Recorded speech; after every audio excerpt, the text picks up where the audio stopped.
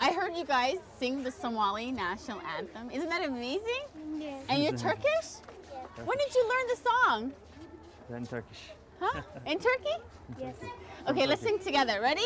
I want to hear you guys sing the Somali National Anthem. Ready, Okay. guys? 1, 2, 3. Somaliye toso, toso iskutir sadaye, abakina taktarane, tagero veregine, indike sutohayo, indike sutamaye, adamuhu taklim barayo, watan ki satameyo, şerige iskutin talayo, lugada kuvahidaho, alpina takaaho, kumakala tegeisane, albuahanda oyayo, dimeduyla gübeysa, ihtiyari lodido, lodon sadanaye.